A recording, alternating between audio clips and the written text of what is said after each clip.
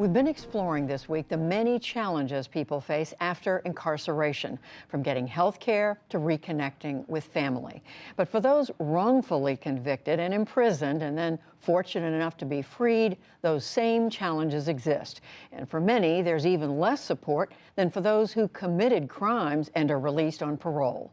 Amna Nawaz and producer Frank Carlson report on the struggle that begins after freedom is won. It's part of our series, Searching for Justice. What about this series? Yeah. What is this from? Prison. These are all prison pictures. Over 2 years ago, Ricky Kidd walked out of a Missouri prison after 23 years behind bars. We're home now. He'd been wrongly convicted for 2 murders he always said he didn't commit. In the 2 short years he's been free, Kidd got married, moved into this house, started a business, and welcomed his new daughter, Harmony Justice, into the world. Say, look at me, Daddy. I often say that freedom is the ability to embrace life fully. It feels like freedom because I'm embracing it fully. Since his release, Kidd's traveled across the country. He put his feet in the ocean for the first time. Did you ever think that you wouldn't get out? He even came by the NewsHour for a 2019 interview with his lawyer, Sean O'Brien. We came to see you all I remember. a few years I ago. recognize that set anywhere. Yeah. Right now we have your book, the workshop. And with his wife, Dawn, he's built a public speaking business, sharing his story, advocating for criminal justice reform, and fighting for others to be freed. I have a lot to be thankful for today, especially when you compare it against other people who are still languishing in prison for crimes they didn't commit. On the outside looking in, you check all the boxes, right? Home, job, family, everything seems really good. What's happening inside? Sometimes I'm overwhelmed. It's a lot. And it comes out of nowhere. I think I got this, I got this, I got this. And then I feel like I don't have it. Anxiety, nightmares began to surface, horrible nightmares. To the public, the story of most exonerees ends on the day they're released and walk out of prison, when in fact, that day marks the beginning of an entirely new set of struggles ahead. So here we are walking into prison. From the outside, it looks like Kidd has moved on, but inside, he is grappling with his past. In his basement storm shelter, Kidd created a replica of his prison cell, down to the exact same items he had during more than 2 decades of incarceration. This was my ID. This is your actual ID? That's my prison Missouri ID. Department of Corrections offender in big red letters, Ricky Kidd.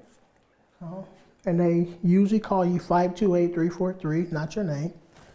They want you to respond 528-343. Do you think you will ever forget that number? No. Still, he visits this place almost every morning. Sometimes I'm thinking about what I've been through, that I was once here. Sometimes I'm thinking about that other people are still here. Imagine waking up in a maximum level 5 prison. Earlier this year, he filmed an online series here, reenacting his prison days. Reliving them became overwhelming, so he stopped. Kidd has also struggled with his health. He's a diabetic, and earlier this year had an emergency triple bypass heart surgery. More recently, he struggled with his breathing, a complication from that surgery. He blames more than 2 decades of poor prison health care, unhealthy prison food, and the stress of being wrongfully imprisoned and fighting to prove it. On top of that, he's received no support nor compensation from the state of Missouri. You took all my 20s, you took all my 30s, and you took half of my 40s. At that stage, people who have been working and a little diligent and a little disciplined, they have a little something. Well, I came home at 45 and had nothing. Is there a way for them to make you whole? Can they do something to make it right? No. I don't think there's anything that they can do to make me whole. There's things they can do to make it better. But even if they did that against their best efforts, we're still left wounded. We're still left with our wounds. And that's That's a consequence of a wrongful conviction in America. Remember I was telling you about my driver's license? Yep. On a chilly morning on the other side of Kansas City, Ricky's lawyer, Sean O'Brien, is picking up Joe Amrine, another former client, to go grocery shopping. So do you remember Lehman's case, Sean? I do remember Lehman's case because you went with Dan Grotehouse Right. to talk to the witnesses that eventually exonerated him. Sean's helped free more than a dozen wrongfully convicted people in his career as a law professor and defense attorney. In 2003, it was Joe Amrine's turn, after spending 17 years on death row.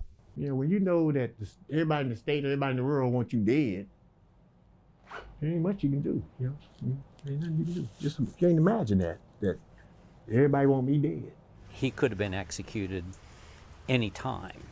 For a crime he didn't commit. For a crime he didn't commit. Every month they executed one of these 10 men.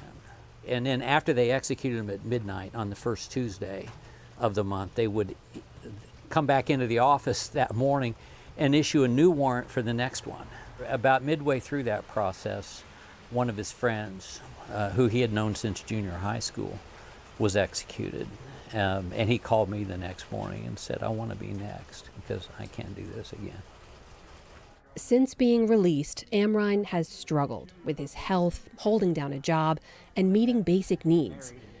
When you got out, what kind of support did you get? I had none whatsoever. No support whatsoever. Get my driver's license, social security card, filling out paperwork and stuff. I was lost. Amrine's depended on help from people like Sean to keep the lights on and keep the refrigerator stocked. He's food insecure, for crying out loud. That's wrong. You know, if I don't periodically take him to the grocery store, you know, he'll call me up and say, I don't have anything. I haven't eaten in a week. Across the country, the support and compensation exonerees are eligible for differs drastically depending on where they're convicted. 37 states and the District of Columbia have laws for compensating exonerees in some way, but qualifying for and accessing that support is another story entirely. In Missouri, one of the states that has a law on the books, Joe Amrine and Ricky Kidd don't qualify for help because they weren't exonerated through a specific mechanism involving DNA evidence. You can count on one hand the number of people who have qualified for support under Missouri's compensation statute. He would be better off if he had been guilty and then released on parole, because a parole officer would help him get public assistance and would constantly be on the lookout for job leads. And He would be better off if he had actually done the crime. He'd have more support coming out. he would be better off if he had done the crime and been released on parole. Yeah. Yeah, I'm mad. I'm still mad. You know, I'm really mad, and I'm gonna stay mad till the day I die. I'll probably be mad because they took my life. So far, Ricky Kidd's experience after prison has been very different than Joe Amrine's, and he counts himself lucky. For the first time, I felt bitterness towards the state. But the trauma, the loss, the anger, many of those are the same. Kidd recently began seeing a therapist to work through those issues. He's currently suing the Kansas City Police Department in civil court, which could take years. Because of governmental immunity, Sean O'Brien says most clients get nothing. In the meantime, he's trying to focus on the positive each day, advocating for the friends he left behind, the wrongful convictions he can prevent, and redefining what freedom means.